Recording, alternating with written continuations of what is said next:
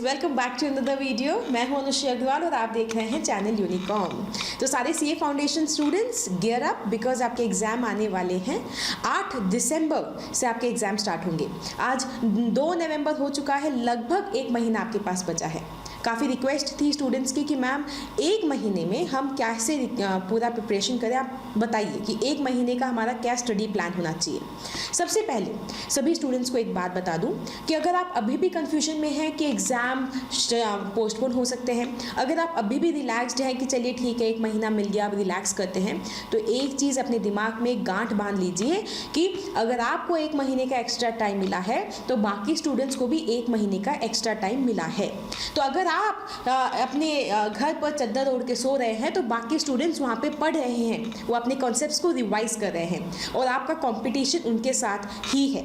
इसलिए जब आपके कॉम्पिटिटर्स सो रहे हों तब आप सो तो फिर भी समझ आता है, जब आपके कॉम्पिटिटर्स भी पढ़ रहे हैं, मेहनत कर रहे हैं, तो आपको डबल मेहनत करनी है, तभी आप एग्जाम में फ्लाइंग कलर्स के साथ मार्क्स ला सकते हो। इसलिए अपने आप को पुश करते रहिए कि चाहे आपको 30 दिन एक्स्ट्रा मिले हो, लेकिन इस 30 दिन में आपको डबल एफर्ट्स लगा के अपना कोर्स कंप्लीट करना है, रिवाइज करना है। दूसरी चीज़, अगर आप ये सोच रहे हैं कि एग्जाम आगे शिफ्ट हो जाएगा तो आपके एडमिट कार्ड्स निकल चुके हैं। पिछली बार जितनी बार भी पोस्टपोनमेंट हुआ है एडमिट कार्ड्स नहीं निकले थे, इसलिए इस बार एडमिट कार्ड निकल चुके हैं।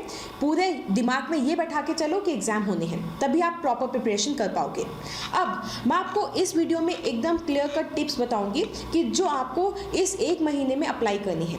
देखो, अब आपकी प्रिपरेशन चाहे किसी भी लेवल पे हो, एग्जाम आपको 1 महीने के बाद लिखना है, इसलिए पूरी मेहनत के साथ, पूरे फोकस के साथ बस लगना है कि एग्जाम लिखना ही है। अगर प्रिपरेशन 100% है तो कोई टेंशन नहीं है। क्या करोगे, उस रिवाइज करोगे, बार बार अपने नोट्स को रिवाइज करोगे, शॉर्ट नोट्स बनाओगे ताकि एग्जाम में जल्दी से रिवाइज कर सको। हर सब्जेक्ट के लिए आपको सिर्फ 1 दिन मिलेगा, इसलिए क्या करने का है, उनके शॉर्ट नोट्स बनाने हैं ताकि 1 दिन पहले आप रिवाइज कर सको। अगर आपकी प्रिपरेशन इतनी अच्छी नहीं है, कम प्रिपरेशन है, मान लीजिए 80% कंप्लीट है, 20% बाकी है, 70% कंप्लीट है, 30% बाकी है, तो आपका फोकस होना चाहिए कि वो 20-30% कंप्लीट करो। अगर आपकी प्रिपरेशन बिल्कुल भी अच्छी नहीं है, हो सकता है आपने पढ़ाई शुरू नहीं की हो सकता है आपने अच्छे से पढ़ा नहीं हो, क्लासेस कंप्लीट कर ली हो, तब अब आपका फोकस होना चाहिए इंपॉर्टेंट चैप्टर्स पे। अब जाइए आप पेरेटो प्रिंसिपल पे, मतलब वो पोर्शन को उठाइए जो एग्जाम में ज़्यादा मार्क्स के लिए पूछा जाता है और उनमें कम एफर्ट्स की ज़रूरत होती है। पूरी यूनिकॉर्न की टीम इस समय इस तरह की वीडियोज़ बना रही है जिसमें आपको हर एक चैप्टर, हर एक सब्जेक्ट में इंपॉर्टेंट टॉपिक्स की लिस्ट दी जाएगी, ताकि इन केस आपने अगर पूरी पढ़ाई नहीं भी की है तब भी आप उन चैप्टर्स को प्रिपेयर करके एटलीस्ट पासिंग मार्क्स ला सको, और अगर आपने पूरी पढ़ाई की भी है तो आप ज़्यादा अच्छा स्कोर कर सको। तो ये चीज़ आप ध्यान रखिए और आप मुझे कमेंट में बताइएगा कि आपको कौन कौन से सब्जेक्ट के इंपॉर्टेंट टॉपिक्स के बारे में जानना है। दूसरी चीज़, अब 1 महीना बचा है, सब बात जो सभी लोग कहते हैं वही बात मैं आपको कहने वाली हूँ कि सोशल मीडिया से थोड़ा दूर रहो।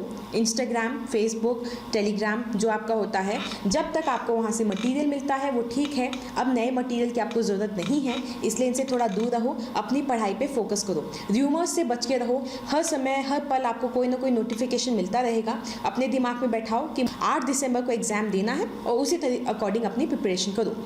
तीसरी चीज़, जो आपके सब्जेक्टिव पेपर हैं, आई मीन डिस्क्रिप्टिव पेपर हैं, अकाउंट्स का और लॉ बीसीआर का, बहुत बार देखा गया कि अकाउंट्स में तो ठीक है बच्चा स्कोर कर लेता है क्योंकि 11th-12th में भी उसने पढ़ा होता है, लेकिन लॉ बीसीआर में नहीं कर पाता क्योंकि राइटिंग प्रैक्टिस नहीं करता। इसलिए दोस्तों, जो भी स्टूडेंट्स एग्जाम दे रहे हो, राइटिंग प्रैक्टिस शुरू करो, लॉ बीसीआर को पढ़ना शुरू करो, लिख लिख कर पढ़ना शुरू करो, पेपर्स अटेम्प्ट करना शुरू करो। कोई टेस्ट सीरीज ज्वाइन करनी है तो करो, नहीं तो जो ICI के MTP हैं, RTP हैं, उनके क्वेश्चंस उठा के प्रैक्टिस करो और मैच करो कि ICI के आंसर्स कैसे हैं, आपने कैसे आंसर्स दिए हैं। तो अगर किसी एग्जामिनर को ये आंसर दिया गया है तो वो आपको कितने मार्क्स देगा, तो अपने दिमाग में एग्जामिनर के पॉइंट ऑफ व्यू से सोचोगे ना तो आंसर सही लिख पाओगे। ये हो गया। फिर एक और इंपॉर्टेंट बात, जो आपका इको BC के है और आपका मैथ्स है, वो पेपर क्या है, MCQ बेस्ड है, तो उसमें सबसे ज़्यादा इंपॉर्टेंट क्या होता है, आपका टाइम मैनेजमेंट। तो आपके जो 100 नंबर के क्वेश्चन है हर एक क्वेश्चन एक एक नंबर का है, नेगेटिव मार्किंग भी है, इसीलिए उन क्वेश्चंस को प्रॉपरली करने के लिए उनको उसी एग्जाम सिमुलेटेड कंडीशन में अटेम्प्ट करो, ताकि पता लगे कि क्या गलत कर रहे हो, क्या सही कर रहे हो, कितने क्वेश्चन सही कर रहे हो, कितने गलत कर रहे हो, किस आइडिया से कर रहे हो, वो आपका थोड़ा क्लियर हो। तो स्टूडेंट्स, आपको मैंने पेपर राइटिंग के बारे में बताया। अब मैं आपको एक इंपॉर्टेंट बात बताने जा रही हूँ, वो आपके है रिविजन को लेके। जैसे अकाउंट्स के रिविजन के लिए सबसे इंपॉर्टेंट इस टाइम पीरियड के लिए मैं आपको बात बताती हूँ कि आप जो क्वेश्चंस अटेम्प्ट करते हैं इसमें, तो आपका जो पुरानी प्रिपरेशन है उसके अकॉर्डिंग तो आप रिवाइज करोगे ही, साथ में जो क्वेश्चंस अटेम्प्ट करो उनमें से मेक श्योर कि हर एक चैप्टर का एक क्वेश्चन आप राइटिंग में अटेम्प्ट करो कि, और उनमें जो वर्किंग नोट्स हैं उनको एक्सक्लूड मत करो, सारे वर्किंग नोट्स को कवर करो। उससे क्या होता है, आप गलती कम करते हो, जल्दी क्वेश्चन आपका कंप्लीट होता है। आपको लगता है कि आप टाइम सेव करने के चक्कर में कम लिख रहे हो, लेकिन ज़्यादा लिखने की वजह से आपका बल्कि टाइम सेव होता है और गलतियाँ कम होती है, आपको फुल मार्क्स मिलते हैं। इस चीज़ का आप हमेशा ध्यान रखना। आप लॉ बीसीआर जब प्रैक्टिस करेंगे तो एक चीज़ ध्यान रखना, लॉ के अंदर जितने सेक्शंस हैं, जितने इंपॉर्टेंट पॉइंट्स हैं, उनके चार्ट बना के रखना ताकि एग्जाम के पहले रिवाइज कर सको। बीसीआर के केस में मैंने आपको फॉर्मेट्स प्रोवाइड करवाए हैं, जो वीडियोस दिए हैं उन सब में फॉर्मेट्स का डिस्कशन किया है, तो सब फॉर्मेट्स को याद करके रखना। 3 गलतियां नहीं करनी है, ग्रामेटिकल मिस्टेक्स नहीं करनी है, पंक्चुएशन एरर्स नहीं करने हैं, स्पेलिंग मिस्टेक्स नहीं करनी है, और साथ में रिलेवेंट, डायरेक्ट और स्पेसिफिक आंसर्स लिखने हैं। बीसीआर में बहुत अच्छे मार्क्स मिल जाएंगे। मैथ्स, स्टैट्स और रीजनिंग के लिए हमने एकदम एग्जाम ओरिएंटेड वीडियो की प्लेलिस्ट दी है, वो आप ज़रूर देखिएगा। उसके बाद इको बीसीके के लिए, इको के लिए मैम ने रुद्रास्त्र सीरीज स्टार्ट करी है आपके रिविजन के लिए। बीसीके के लिए भी रुद्रास्त्र सीरीज आ रही है, एक चैप्टर आ चुका है, बाकी आपने चैप्टर 3 की डिमांड करी है, वो आएगा। इसके साथ ही मैंने इस वीडियो के डिस्क्रिप्शन में जो मोस्ट इंपॉर्टेंट वीडियोस हैं आपके एग्जाम को लेकर, वो सारी लिस्ट मैं आपको यहाँ से प्रोवाइड करूँगी, रिविजन वीडियोस की पूरी लिस्ट प्रोवाइड करूँगी। तो इन केस आपने नहीं देखा है, डिस्क्रिप्शन बॉक्स में जाके उन सभी चैप्टर्स को रिवाइज कर लो। अब हम यूनिकॉर्न पे एक नया स्टार्ट कर रहे हैं, वो है आस्क यूनिकॉर्न। उसमें आपको जिस टॉपिक में सबसे ज़्यादा प्रॉब्लम है नीचे कमेंट सेक्शन में बताओ, हम पूरी कोशिश करेंगे कि जल्दी से जल्दी आपको उस पर वीडियो दें ताकि आपका वो टॉपिक क्लियर होता जाए और आप धीरे धीरे अपना कोर्स कंप्लीट करते जाओ। तो मैं उम्मीद करती हूँ ये वीडियो आपको थोड़ी सी हेल्प करेगा अपने प्रिपरेशन को थोड़ा सा स्ट्रीमलाइन करने के लिए। तो इसमें जो जो इंपॉर्टेंट पॉइंट्स जैसे मैंने आपको बताए, एक तो मेंटली प्रिपेयर हो जाओ कि एग्जाम देना है, दूसरा राइटिंग प्रैक्टिस करो, तीसरा टेस्ट लिखो या फिर मॉक टेस्ट को प्रिपेयर करो, मॉक टेस्ट को लिख कर देखो कि कहाँ गलतियाँ कर रहे हो, एमसीक्यू बेस्ड क्वेश्चंस के लिए अपने आप को प्रिपेयर करो, रिवीजन प्रॉपर तरीके से करो। रिवीजन के लिए आप क्या करोगे, यहाँ पे शॉर्ट नोट्स बनाओ साथ में, ताकि एग्जाम के जस्ट पहले आपके पास कुछ हो तो आप कम टाइम पे पूरा रिवाइज कर पाओ।